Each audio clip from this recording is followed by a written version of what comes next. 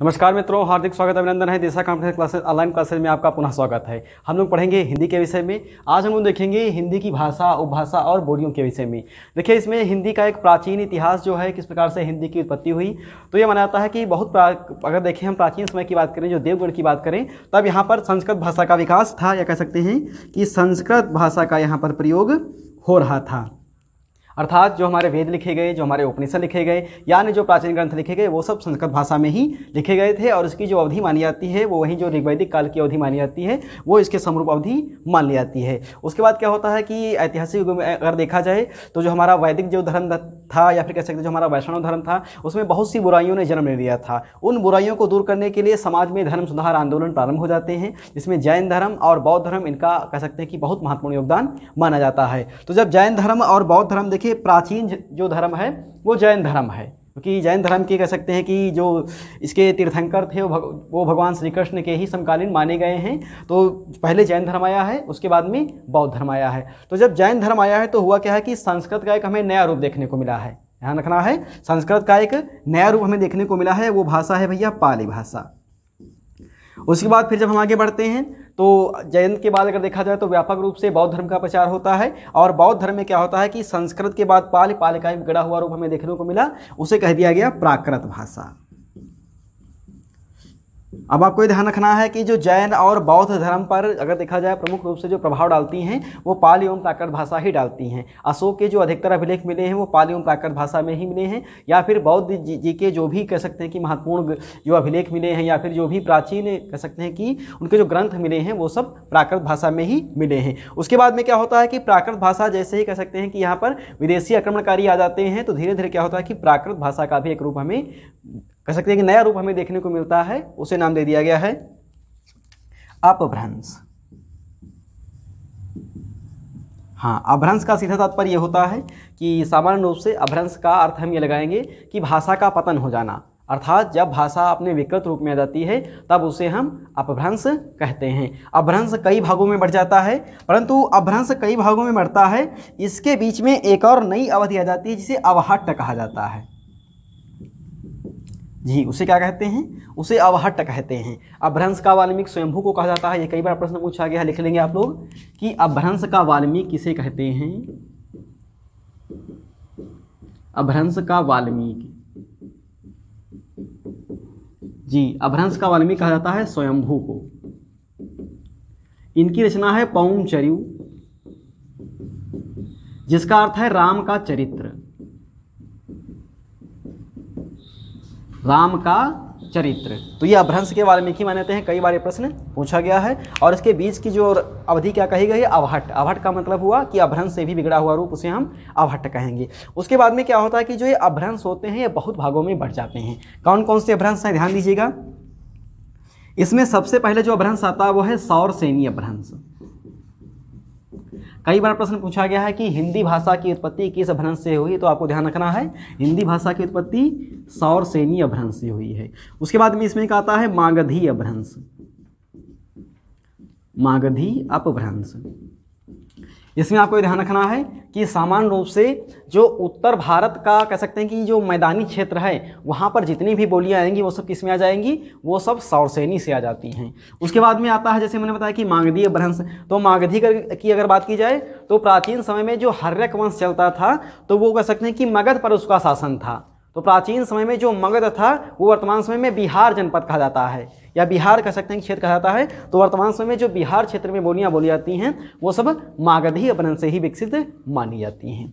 उसके बाद में इसमें भैया अगला आता है, वो है अर्धमागधी। अर्धमागधी अपभ्रंश। अर्धमागधी अपभ्रंश का मतलब हम ये लगाएंगे कि आधा मगध और आधा यूपी। तो इसमें यह कहा जा सकता है कि जो पूर्वी यूपी की बोलियां हैं या जो पूर्वी हिंदी है वो किस में जाती है? वो सब अर्धमागधी में ही आती है। आगे देखेंगे, अगला इसमें आता है खस अपभ्रंश। खस अपभ्रंश का हम यहाँ पर यह अर्थ लगाएंगे कि जो हमारी पहाड़ी हिंदी है, जैसे इसमें गढ़वाली हो गई, कुमायूनी हो गई, नेपाली हो गई, लद्दाखी हो गई, ये सब खस अपभ्रंश में आती हैं। अगला भैया इसी में आता है एक अपभ्रंश है, उसे कहा गया है ब्रांचण अपभ्रंश। हाँ, ब्राह्मण अपभ्रंश। ब्राह्मण अपभ्रंश में अगर देखा जाए तो सामान्य रूप से इसमें ऐसी आती हैं जो कह सकते हैं कि म्यांमार से सीमा बनाती होती हैं या नेपाल से सीमा बना रही होती हैं, वो सब इसमें आती हैं। एक और इसी में आता है भैया, हाँ, एक कह सकते हैं कि इसी में ये कुछ महत्वपूर्ण थे, वैसे हैं तो बहुत सारे, परंतु ये महत्वपूर्ण जो आपकी परीक्षा का भाग बनेंगे, इनको ही आपको ध्यान रखना है। तो ये हो गया अपभ्रंश। फिर अपभ्रंश से आगे हम क्या बढ़ें, उसके बाद में जो हमें एक नई भाषा देखने को मिली वही हिंदी है। देखिए वैसे तो हिंदी क्या है, हिंदी कोई एकल भाषा नहीं है। ऐसे कहा जाए कि कौन हिंदी बोलता है तो हम लोग तो अवधी बोलते हैं, जब आप गोरखपुर जाएंगे तो वो सब भोजपुरिया बोलते हैं।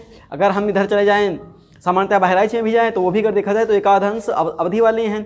उसके बाद में जब हम मेरठ में जाते हैं तो वो लोग खड़ी बोली बोलते हैं। उसके बाद में जैसे हम आगे बढ़ते हैं, ये आगरा के आसपास आ गए तो ब्रज बोलते हैं। फिर हिंदी बोलता कौन है, तात्पर्य यह है कि हिंदी कोई एकल भाषा ना होकर के ये विभिन्न भाषाओं का समूह है, जिसमें 5 उपभाषाएं आती हैं और 17 बोलियां आती हैं। परंतु वर्तमान समय में हिंदी का जो प्रमाणिक रूप माना गया है वो खड़ी बोली है। जैसे आपको जब हिंदी साहित्य का इतिहास बताया गया था तो उसमें यह बताया गया था कि महावीर प्रसाद द्विवेदी ने क्या किया था, हिंदी को शुद्ध कर दिया था और उसे नया नाम दे दिया था खड़ी बोली। तो आज हमारा जो टॉपिक है वो है हिंदी की भाषा, उपभाषा और बोलियां।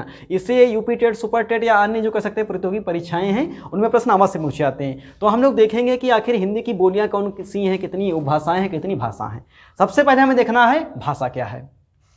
भाषा की अगर बात की जाए तो इसमें यह कहा जाता है कि जो भाषा है उसका क्षेत्र बहुत ही व्यापक होता है। भाषा का क्षेत्र बहुत ही व्यापक होता है, यानी कि ये कह सकते हैं कि इसमें बहुत सारे जनपद सम्मिलित हो जाते हैं और भाषा जो होती है वो अंतर्राष्ट्रीय स्तर की होती है। इसमें ग्रंथ लिखे जाते हैं, खंडकाव्य लिखे जाते हैं, महाकाव्य लिखे जाते हैं। हमें कह सकते हैं कि भाषा का क्षेत्र इतना व्यापक होता है कि यह विभिन्न देशों में बोली जाती है। जैसे हम हिंदी की बात करें, भारत में बोली जाती है, पाकिस्तान में बोली जाती है, बांग्लादेश में बोली जाती है, मलेशिया में बोली जाती है, ब्रिटेन में बोली जाती है, मॉरिशस में बोली जाती है, पूर्वोत्तर के देश हो गए वियतनाम में बोली जाती है। इस प्रकार से इन देशों में पर्याप्त मात्रा में हिंदी अब बोली जाती है। तो हिंदी को हम क्या कहते हैं, भाषा कहते हैं। उसके बाद में अगला जिसमें क्षेत्र आता है वो है उपभाषा। उपभाषा जो है वो भाषा से छोटा क्षेत्र होता है और ये भाषा के अधीन रह करके काम करता है। इसमें हम कह सकते हैं कि कई सारे जनपद हो, जैसे इसमें 20 जनपद सम्मिलित हो गए या 25 जनपद सम्मिलित हो गए, तो इसका जो क्षेत्र होता है बहुत ही सीमित होता है। उसके बाद में आती हैं बोलियां, ध्यान रखेंगे। जैसे माफ कीजिए, देखिए ये उपभाषा है और इसके अंदर क्या हो गई, बहुत सी बोलियां आ गई। इसके अंदर बहुत सी बोलियां आ गई। जो बोली होती हैं उनका क्षेत्र बहुत सीमित होता है और आपको ध्यान रखना है कि बोली में कोई भी खंडकाव्य या महाकाव्य नहीं रचा जाता है। जैसे हम लोग जो घर में आप कह सकते हैं कि आपस में बातचीत करते हैं तो उस बातचीत में हम सरकारी प्रपत्र नहीं लिख सकते हैं। हमारी जो खड़ी बोली है उसमें हम एप्लीकेशन या प्रार्थना पत्र लिख सकते हैं कि वो एक प्रामाणिक भाषा नहीं है। तो जो बोलियां होती हैं इनका क्षेत्र बहुत सीमित होता है। जैसे अगर हम बात करें लखीमपुर खीरी की बात करें तो हम बेजम वाले कुछ और बोल रहे हैं। अभी आप इधर शाहजहांपुर के थोड़ा कह सकते हैं तटवर्ती पहुंच जाइए, बैगलगंज के आसपास पहुंच जाइए, वो लोग कुछ और बोलते हैं। मैलानी में आप पहुंच जाइए, वो लोग कुछ और बोलते हैं। प्रधान के आसपास पहुंच जाइए, उनकी भाषा बदल जाती है।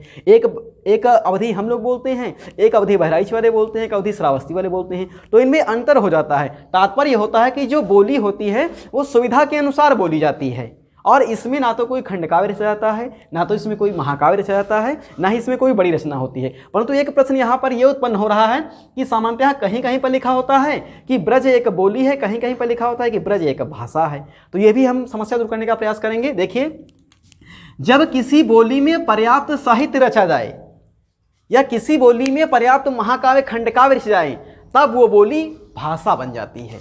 जैसे ब्रज में भी पर्याप्त साहित्य रचा गया है, अवधि में भी पर्याप्त साहित्य रचा गया है, खड़ी बोली में भी पर्याप्त साहित्य रचा गया है। तो यही कारण है कि आज हम लोग ब्रज बोली को क्या कह रहे हैं, ब्रज भाषा कह देते हैं। अर्थात जब इनमें पर्याप्त साहित्य रचना होने लगती है तो इन्हें हम भाषा कह देते हैं। वर्तमान अगर मान्यता देखी जाए तो हिंदी की जो उपभाषाएं हैं वो 5 उपभाषाएं हैं और 17 बोलियां हैं। तो ये 17 बोलियां किस प्रकार से पढ़ती हैं, किस प्रकार से इनका कह सकते हैं नामकरण होता है, इस पर इसका हम इतिहास देखेंगे। सबसे पहले अगर देखा जाए तो एक डॉक्टर जॉर्ज गियर्सन जी हुए थे।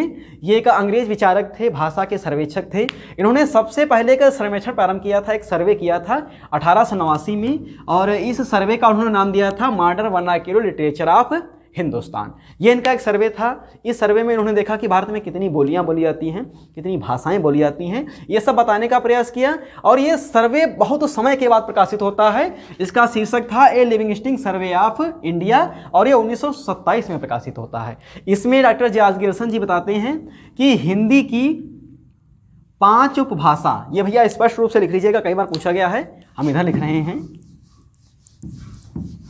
डॉक्टर जॉर्ज गियर्सन के अनुसार जो उपभाषाएं हैं वो कितनी हैं?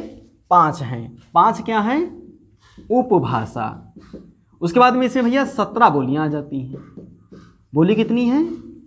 17 बोली हैं।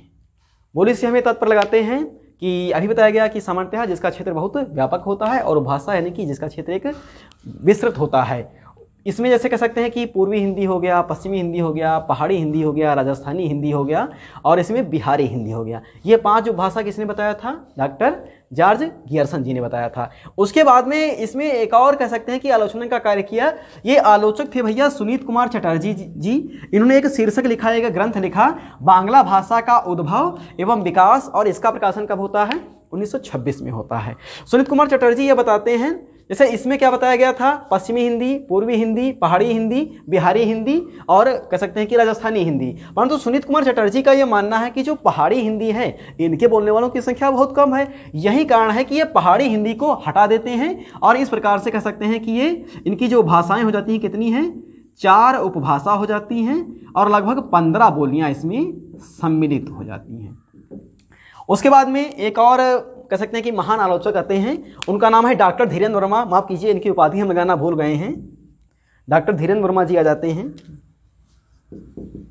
जी, डॉक्टर धीरेन्द्र वर्मा जी। इन्होंने लिखा, एक सर्वेक्षण किया हिंदी भाषा का इतिहास और 1933 में इसका प्रकाशन हुआ।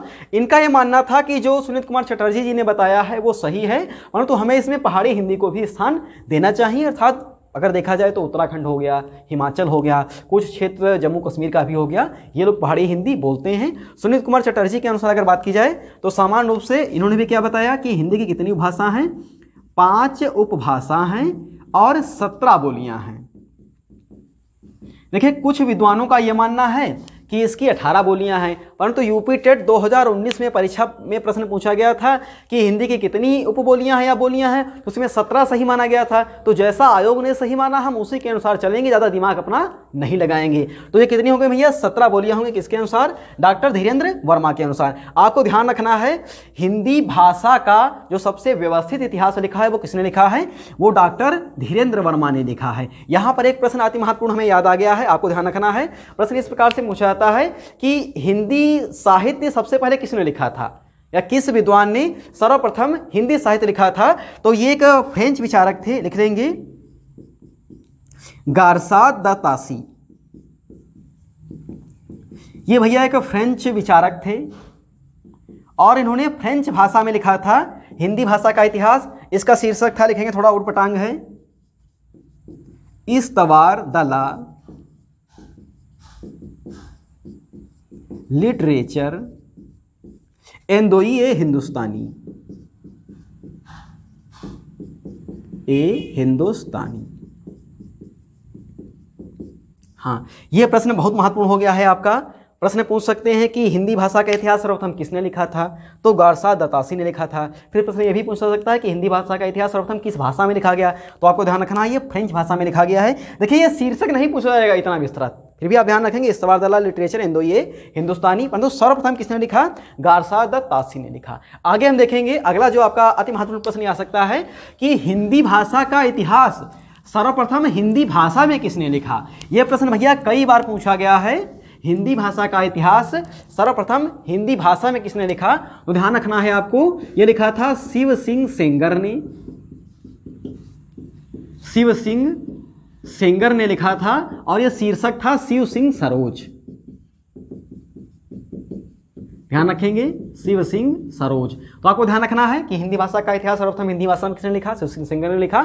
शीर्षक था इसका शिव सिंह सरोज। एक प्रश्न और पूछा जाता है कि हिंदी भाषा का सर्वप्रथम व्यवस्थित इतिहास किसने लिखा? तो इसमें हमारे आचार्य जी आ जाते हैं, आचार्य रामचंद्र शुक्ल जी। आचार्य रामचंद्र शुक्ल जी, इन्होंने लिखा था हिंदी भाषा का इतिहास, हिंदी भाषा का इतिहास। भाषा का इतिहास, और इसे अधिकतर विद्वान एक वैज्ञानिक ग्रंथ भी कहते हैं, क्योंकि यह एक पूर्ण योग्य एवं शिक्षित व्यक्ति थे और ये बहुत महान आलोचक भी माने जाते हैं। तो इन्होंने सबसे पहले एक हिंदी भाषा का एक व्यवस्थित ग्रंथ लिखा जो कई बार परीक्षा में पूछा गया है। तो हम लोगों ने देखा कि सामान्य रूप से जो हिंदी की बोलियां कितनी हो गई, वो 17 हो गई।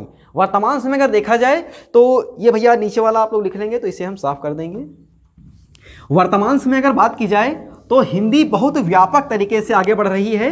जैसे इससे पहले अगर हम बात करें 2017 के डाटा की बात करें तो हिंदी विश्व में 5वें नंबर पर बोली जाती थी, परंतु आज हम लोगों ने बहुत ज़्यादा उन्नति कर ली है। हिंदी की अगर बात की जाए तो हिंदी विश्व में 3रे पायदान पर आ गई है। सबसे पहले ध्यान रखना है चीन की जो मंदारिन भाषा है, जिसे चीनी ही कहते हैं, सबसे ज़्यादा लोग इसे बोलते हैं।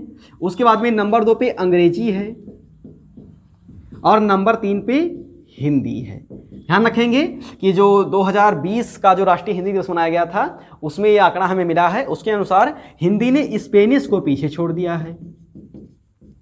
हिंदी ने स्पेनिश को पीछे छोड़ दिया है और विश्व में सबसे ज़्यादा अगर देखा जाए तो व्यापक रूप से बोलने वाली एक बोली बन गई है। देखिए वर्तमान समय अगर बात की जाए तो सबसे ज़्यादा अगर देखा जाए हिंदी हम तो बोलते ही हैं, इसके साथ साथ पाकिस्तान नंबर 2 पे आता है, नंबर 3 पे बांग्लादेश आ जाता है, नंबर 4 पे मलेशिया आता है, उसके बाद इंडोनेशिया, उसके बाद मॉरिशस है, उसके बाद वियतनाम है, उसके बाद में अगर देखा जाए पूर्वोत्तर के बहुत से राष्ट्र आ गए हैं और बहुत बड़े पैमाने पर अब अमेरिका और ब्रिटेन में भी हिंदी बोली जाती है, क्योंकि जो हमारे प्रवासी रह रहे हैं ब्रिटेन में वो हिंदी का प्रयोग तीव्रता से कर रहे हैं। जैसे वर्तमान समय हम लोग देखते हैं कि अमेरिकन स्पीकिंग कोर्स अंग्रेजी सीखे मात्र 1400 रुपये में, ऐसे भैया विदेशों में भी चल रहा है कितने रुपए में हिंदी सीखें। कारण क्या है कि हिंदी एक बहुत व्यापक भाषा बन चुकी है। अगर देखा जाए भारत में हिंदी की बात की जाए तो आपको एक आंकड़ा हमें मिला है, वो आप लोग लिख लेंगे। भारत के परिप्रेक्ष्य में अगर हिंदी की बात की जाए तो ध्यान रखना है सबसे ज़्यादा कौन सी भाषा बोली जाती है, हिंदी है। लगभग 43.63% जो लोग बोलते हैं वो हिंदी बोलते हैं। उसके बाद में नंबर 2 पे इस पर बांग्ला आ जाती है।